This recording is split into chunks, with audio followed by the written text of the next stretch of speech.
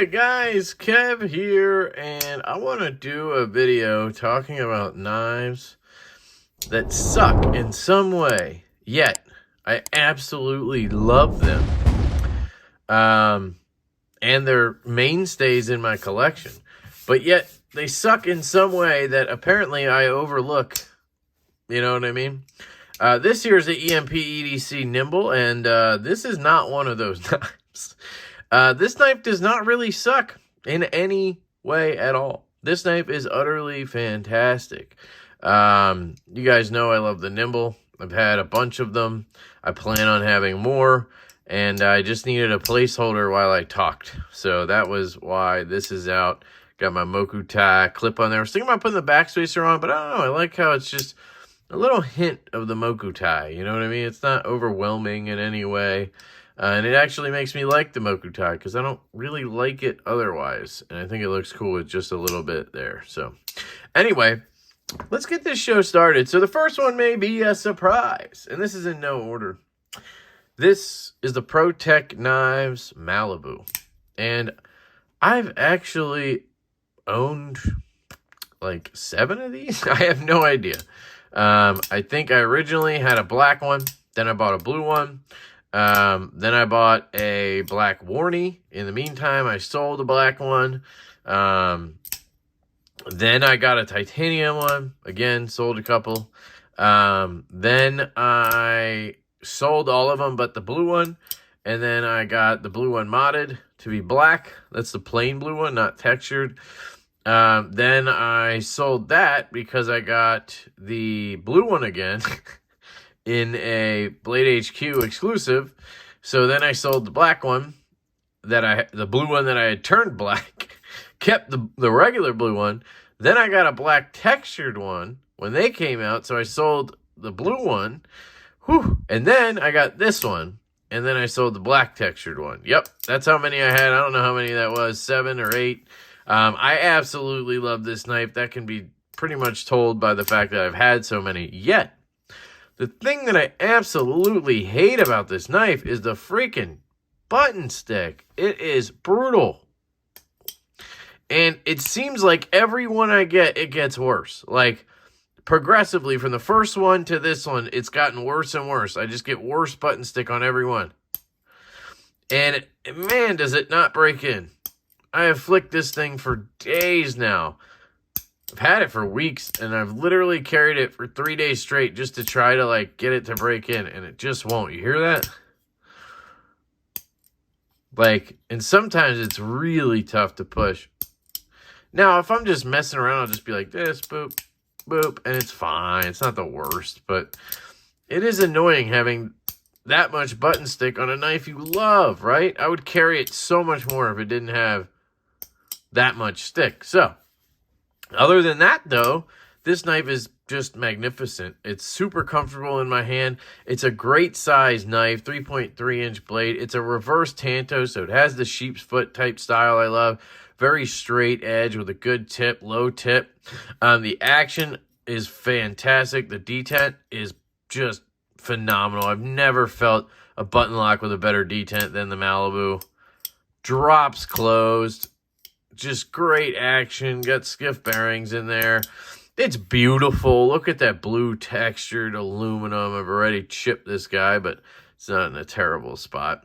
You get this mother of pearl button. Nice satin hardware. You got the Blade Show Texas number 88 of 200. Just an absolute gem. It is dead centered. I just love the Malibu so much. But that button stick, man, it just pisses you off. And what happens is I get a new one like this, and then I get sick of the button stick after a while, and then it just sits in the case until I get the next cool Malibu, and then I'll get more stick, you know? It sucks, but it's a fabulous knife. So that is the Protech Knives Malibu. Next up, Ohlone Knives Goat version 2. I think this is the longest tenured knife in my collection. And I absolutely love this thing. It's a great size knife. It fits my hand really well for about a 3-inch knife, a little bit under. So it's a really good sort of gentleman's carry knife. The detent fan-flippin-tastic. I just love the D10 on this knife. Super snappy.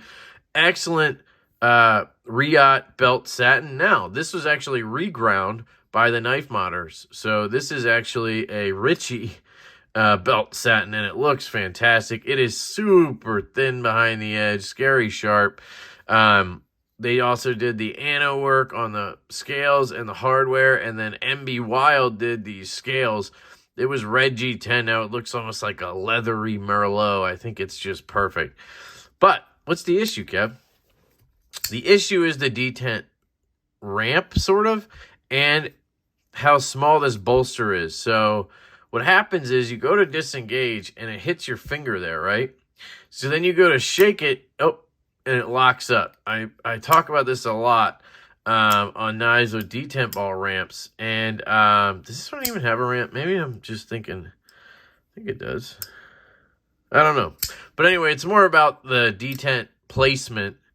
How, I guess it's late. It has more to do with the flipper tab and the bolster being this high, so that you can't push the lock bar from like down here. Because if you could, that flipper tab would get right past your finger. So what I do is I push like right down here, and it'll go zip right past, and then I'm good to go. So I've gotten used to this. But if you hand this knife to anybody, they do this, and then they can't close it. They're like, what? I can't close it. They just hate it.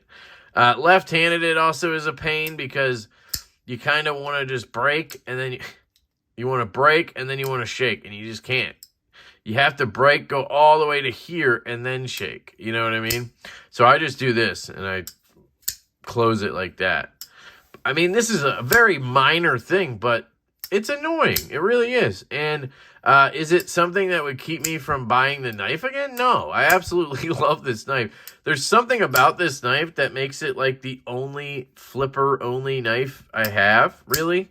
I have a couple, but like this is my favorite one. I almost cut myself, stabbed myself.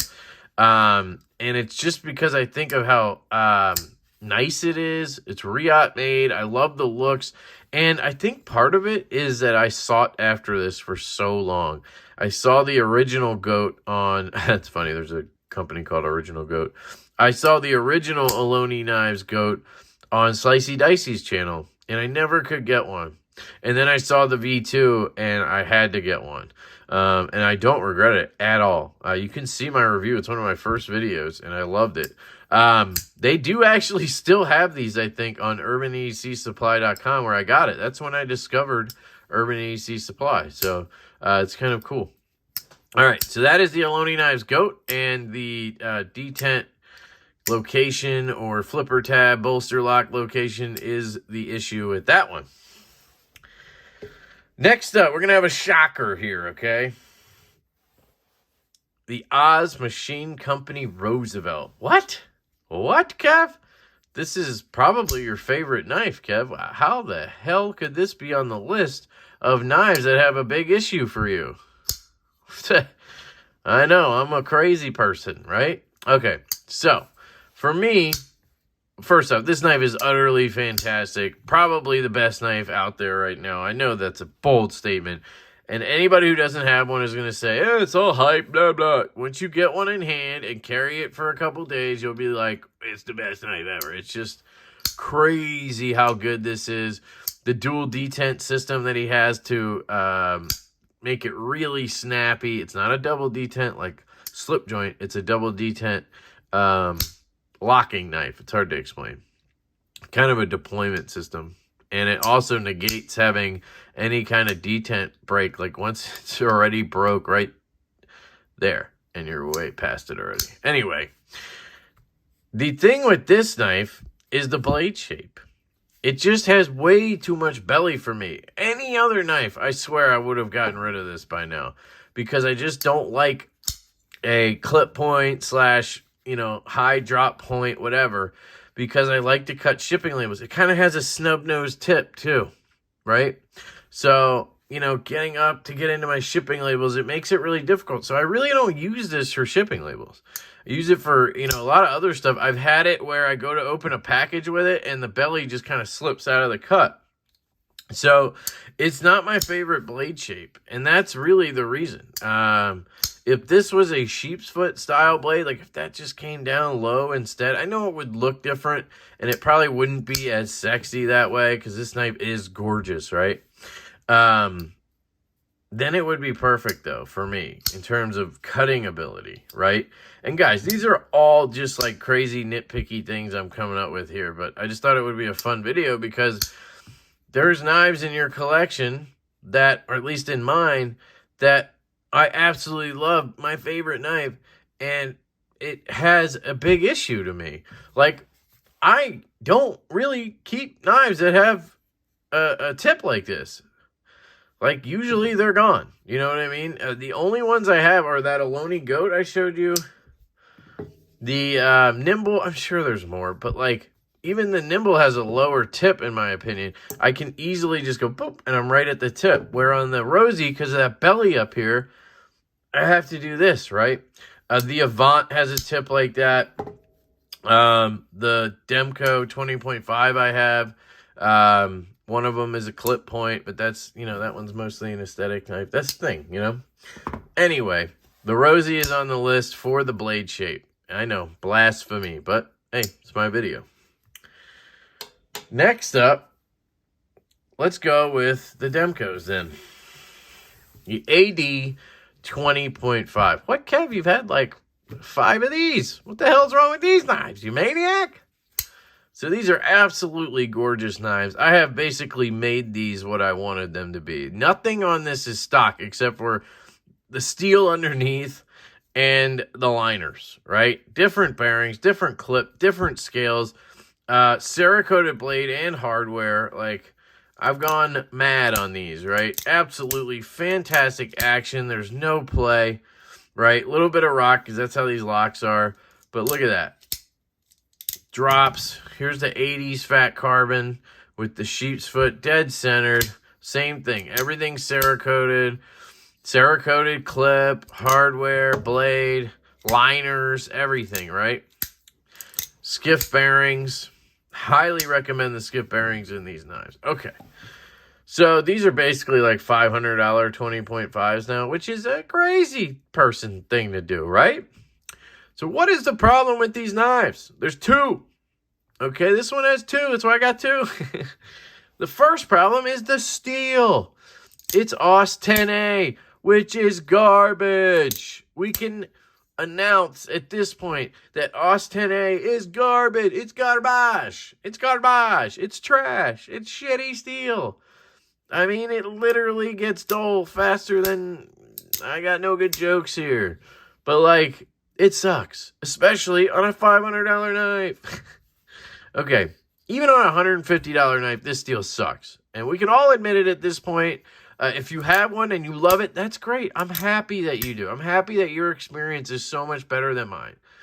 You know, and maybe you don't use it or you strop it all the time or whatever. That's fine. That's good. Good for you. I'm happy. But the steel sucks for the knife, right? Right? If it came on like my Kubi Royal for $60, I'd be like, sweet. Oz 10A. It's better than D2. But for $150, So anyway, the steel sucks. That is the main point. Second is the detent. There isn't one. It's a spring, and the spring is not strong enough. I need to try to get replacement springs that are stronger. Can you reverse flick it? Yes. You can do whatever you want, and it works. But it's kind of like an axis lock, right? Where if you don't pull it out far enough, snap.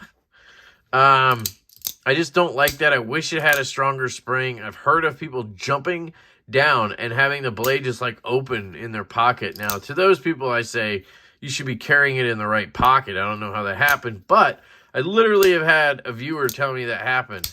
He jumped off a countertop and the knife flipped open on him. So he just doesn't think they're safe. And I agree. It's a little bit dangerous having a knife like this. You hear that? That's the blade bouncing open and closed. So those 2 things are pretty big issues on this knife. But I love it. I love the customization you can do on these. I love the look. Come on. Look at that 80s fat carbon. Look at that nice lens clip. Cerakoted everything. Just look at it. Bees blades, just look at it, okay? Texture vision, okay? I'm just kidding. I love bees. Here's this one. Texture vision. Texture vision.